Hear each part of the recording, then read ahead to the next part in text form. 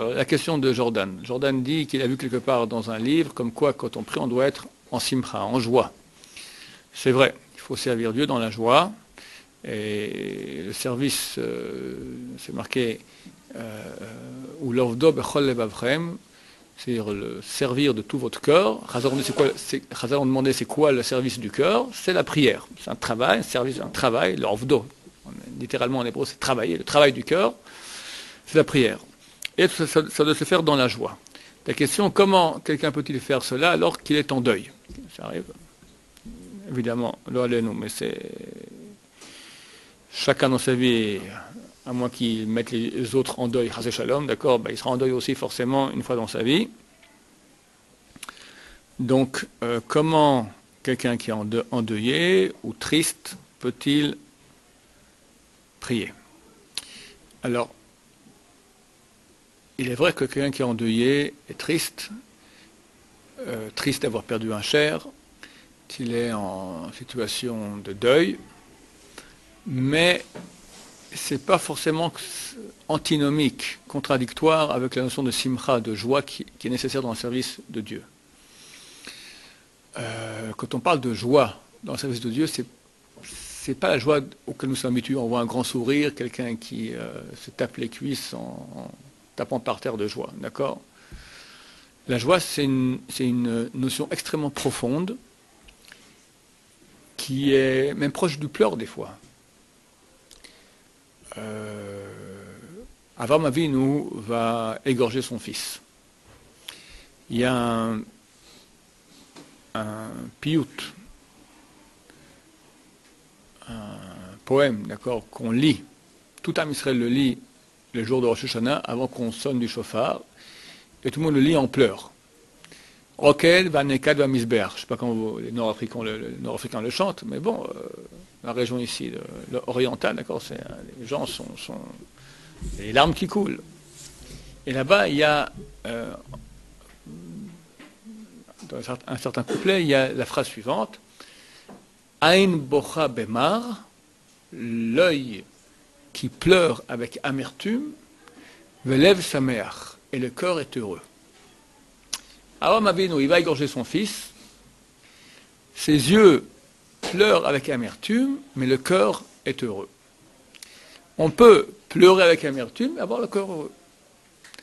Le bonheur, la simcha dont on parle, ce n'est pas la joie à laquelle nous sommes habitués, qui est une joie qui est très éphémère, c'est une joie extrêmement profonde. C'est une proximité de Dieu très grande qui forcément produit la joie. Et le malheur n'est pas du tout antinomique avec la proximité de Dieu. Je dirais même que des fois, quand on est en situation de malheur, lo alechem, personne ne demande cela, mais quand ça arrive, ça provoque des fois une très grande proximité de Dieu. Hélas, Israël, le peuple juif, et surtout en Israël, on entend périodiquement des malheurs terribles. Dernièrement, il y a 2 semaines ici en Israël, un couple, les francophones, la mère va rentrer à la maison, elle laisse son fils de 1 an dans la poussette, et elle rentre chez elle, elle ouvre la porte, rentre chez elle. Un des voisins avait démonté sa porte blindée, enfin une porte de fer, comme il y a ici très, très couramment, et avait posé dans le couloir. Ça fait des semaines que le mari de la femme qui enlève, c'est dangereux, elle vient, la porte est tombée sur le gosse, et il est mort sur le coup. J'étais pas à l'enterrement, Rav Konarazé était présent, il m'a dit c'est phénoménal. Le père, il a parlé, mais comme un des grands tzadikim de la génération. On reçoit le décret de Dieu avec abnégation, on comprend, on pose aucune question, comme un grand Rosh Hashiva. C'est pas de la comédie. C'est pas qu'il a composé pendant 1 semaine maintenant le discours qu'il allait faire à l'enterrement de son fils. C'est sur place, tac, 2 heures après, c'est comme ça. C'est des choses qui sortent du cœur. Dans les situations de grande pression, on peut être très très proche de Dieu. Cet homme-là n'est pas heureux, il n'est pas en joie, mais il est proche de Dieu. Et quand on parle de joie, c'est de ça qu'on parle. Quand on parle de joie dans la prière, une proximité de Dieu qui forcément, quelque part, est consolatrice. Si on n'a pas de quoi le consoler, parce que bon, tout se passe bien, alors c'est une source de joie vraiment. Mais si on est en situation de malheur, c'est extrêmement consolateur. Je racontais 40 000 fois déjà l'histoire de mon fils. Mon fils s'est fait poignarder il y a environ une dizaine d'années par un voyou russe à Natania. En pleine nuit, on vient nous réveiller, qu'il s'est poignardé. J'appelle, je ne sais pas, quel est son état. Il me dit stationnaire, comme si ça va bien, tu vois, stationnaire mort, quoi. Il n'était pas censé vivre. Il était arrivé à 5,8 d'hémoglobine. Normalement, on ne s'en sort pas avec aussi peu de sang. D'accord, il a perdu beaucoup de sang. Bon, on prend la route, etc., ma femme et moi. Et on en prière toute la route de Jérusalem à Natania. De ma vie, ni ma femme ni moi, on est les deux d'accord, on a senti une proximité aussi grande de Dieu.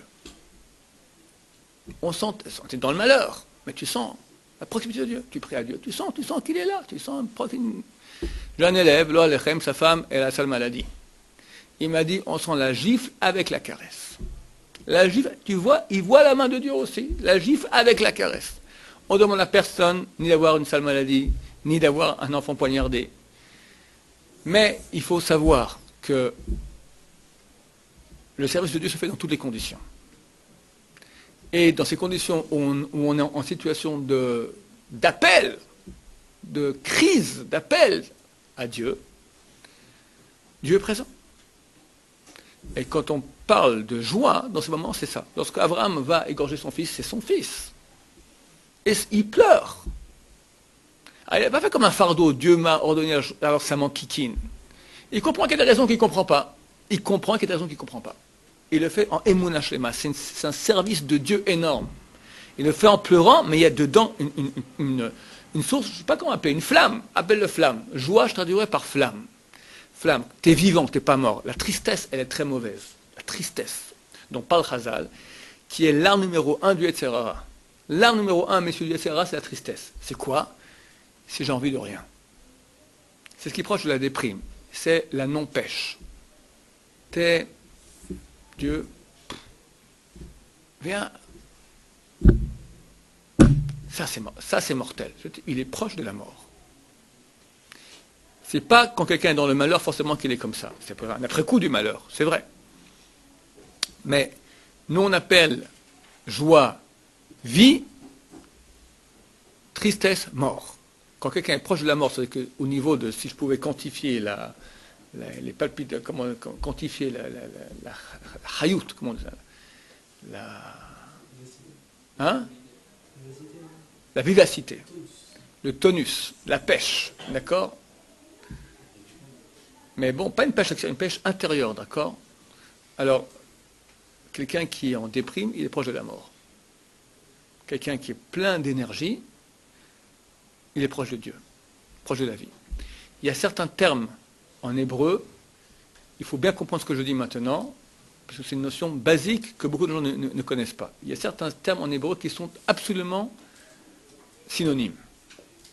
Joie, sainteté, Kdusha, donc, proximité de Dieu. Chayut, vivacité, vie. Bracha, bénédiction de Dieu. Tous ces mots-là, c'est la même chose. Je suis proche de Dieu, donc je reçois un flux divin, donc je suis en sainteté, donc j'ai la vivacité, donc j'ai de l'amour de Dieu, donc j'ai de la vie, donc j'ai de la pêche.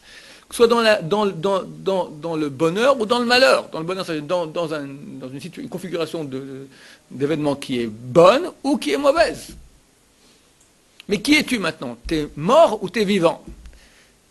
Le service de Dieu qui est la prière doit se faire dans la vie. Je sens une proximité de Dieu. C'est un travail difficile parce que la vie active nous éloigne de Dieu. La vie active, la matérialité, le monde de la matière nous éloigne beaucoup de Dieu. C'est très dur de se mettre en phase, en prière, c'est très dur. Il faut quitter ce monde qui nous happe vers le bas et faire un peu...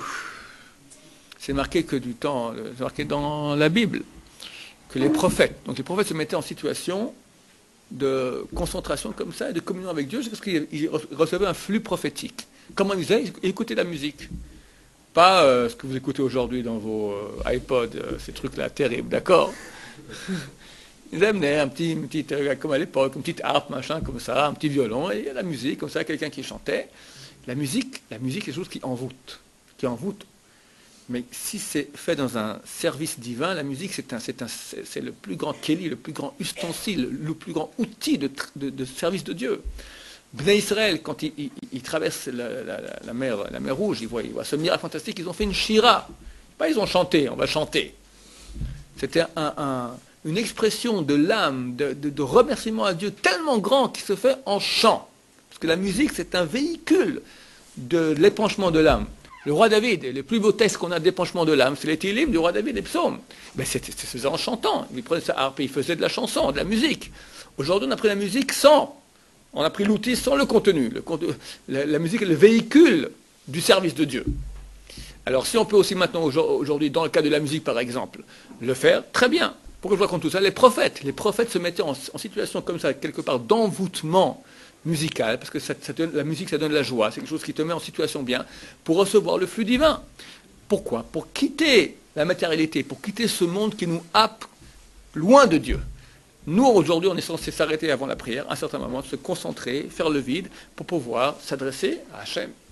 Oui, Rafi. Par exemple, les Nachman de Breslev, oui. Que vous nous avez dit, vous trouvez que c'est ridicule, qui dansent, qui chantent et en tournant comme ça, sans rien. 3 heures. 3 heures. Ouais. Si la simra pendant ces 3 heures, non, c'est pas si mauvais. Si ça les rapproche de Dieu, c'est la même chose. Regarde, si quelqu'un maintenant, il va chanter, il va se mettre en situation comme ça, et après il s'adresse à Dieu et il prie, et fait une prière qui décolle, très bien. Personne au monde aujourd'hui est capable de faire ça 3 heures. Pour la Gemara a dit que Chassidim Rishonim, les premiers Chassidim de longtemps, ils prenaient 1 heure avant, 1 heure après la prière.